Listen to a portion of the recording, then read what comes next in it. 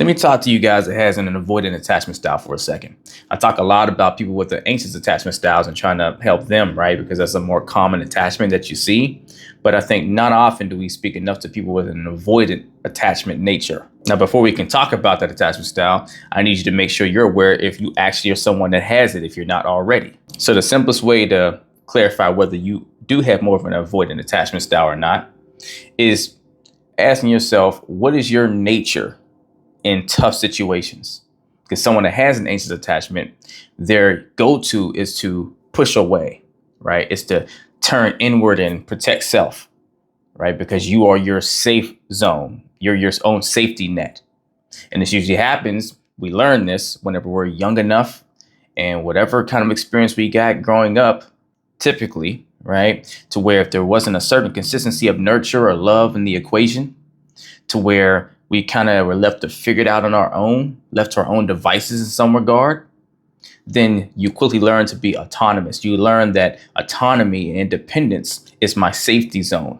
That's the thing I feel a sense of certainty in, right? That need for certainty and reassurance. You feel grounded knowing that you got you.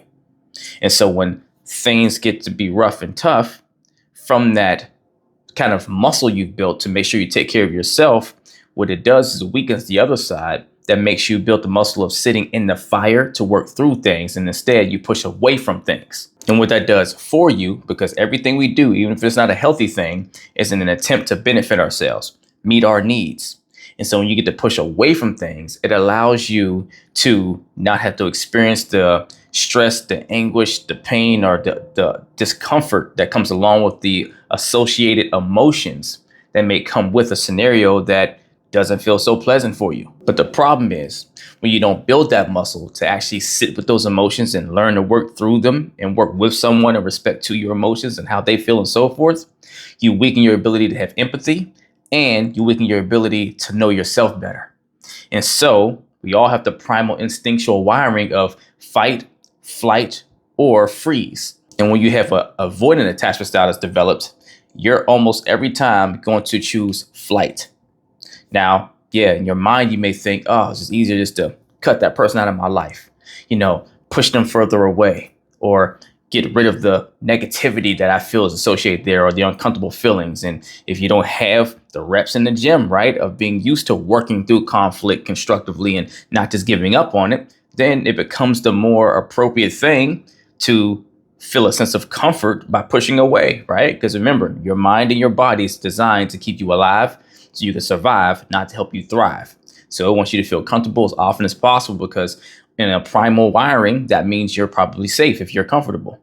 So when you have an avoidant attachment style, your attachment system wants to push you away when things don't feel so kosher because it's going to make you experience something that you don't have the muscle built to navigate. And then the narrative kicks into your mind that most people with avoidant attachment styles has to where it says, hey, I am losing my independence here. I'm losing kind of control over my situation that makes me feel secure by having to engage in this emotional thing, having to work through this, having to go through the fire. And so you push away to preserve your independence that's kept you safe for so long. But what happens in the process is you wind up cutting off the very people or very circumstances that you actually do value and want to have in your life. And then you start the cycle of running, burning the bridges left and right. You keep run whenever a situation doesn't suit what's comfortable for you. So you don't feel like you're losing your autonomy, your independence, and you don't have to be uncomfortable with those emotions that don't feel so good. So the three things that are going to help you tremendously and not self-sabotaging or being a part of your own destruction of a relationship you truly value to where you wind up pushing away someone or something that you really do want to have in your life just to feel safe and feel that sense of control and independence for yourself. You're going to, need to build your muscle for empathy. Build that muscle to sit in the fire and relate and understand and validate someone else's feelings without feeling that it means something negative about you. Second, you have to work more on your emotional availability, right? Which is getting your reps in the gym, practice sitting with your emotions and allowing yourself to feel them without running from them. Right? Allow them to live and breathe without feeling you need to escape away from them. And third, you have to build the emotional intelligence around that emotional availability to really be able to process, regulate, and nurture those emotions in a healthy, effective way and not in a destructive way that causes you to run from things that you would prefer to have in your life. Because here's the thing.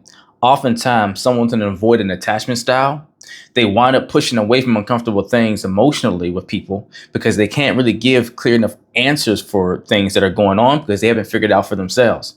It's more confusing because someone that's more avoidant lives in their head more than they do in their heart and their emotions, right? They think their way through things more than they actually feel first. And when they do actually try to sit and feel with some things they haven't done the work to bring clarity to, it gets confusing. And it's easier to build that sense of certainty and reassurance again to just push away from that situation and cut it out altogether. So the biggest piece in that big three that you need to do is first start to build the emotional availability piece, right? Sit with your emotions, let them breathe, and start to learn from them. What is the message in my emotions? What is in there? What is it trying to say to me, right? And then offer what it needs in order to bring it to a healed space or to a space that you can have a control over and work with, where you regulate your emotions, they don't regulate you. You do that, you'll get a lot clearer on what you require to be happy, healthy, and whole, right? What works for you, what doesn't work for you, and why it does not, or why it does. And then it'll make you better at actually evaluating your partner or the people in your life that you're dealing with, so that you can actually approach them in more constructive ways. And it also really helps you to see that whenever they have issues with you, that you are not the problem and they're not there to try to disturb your peace. The problem is the problem, and you're equipped now to help them help you solve the problem so you can keep someone that's really valuable to you and not push them away. Because ultimately, anything or anyone that forces you to have to do deeper inner work and look inside on a level that you haven't before, and there's no answers there, you'll sooner move away from, because they make you face something that's extremely uncomfortable and confusing for you, when the biggest piece of your attachment is about feeling secure and independent. And if you can't understand and know things for yourself internally, and you feel like you're kind of spiraling, or there's some things that are question marks for yourself, it robs your ability to feel that security and your independence. And so after you start to master yourself some, and truly figure yourself out and build the muscle to sit into your emotions without needing to run from them, then it comes to peace, to where you actually start to take baby steps towards working through things with a person instead of pushing away from that person. Because it's like all humans, you value connection like anyone else. You just have a different way of making sure you feel safe while you're having that connection, right? So when it feels like there's too much investment on your end, it makes you want to push away because it's too much weight and pressure. So you build your ability to have strength through your emotional awareness and intelligence, right? And availability. And then you go and you take small steps, small conversations, little bit by bit, on practicing being empathetic to the other person's emotions and being considerate, right? So you start building that muscle to be able to work with them instead of working against them, and ultimately against yourself. If you need help with your avoidant attachment style so that it doesn't continue to self-sabotage the relationships that you want to have in your life, either email or DM me coaching, and we will get to work if you're ready to put the work in. Let's get it.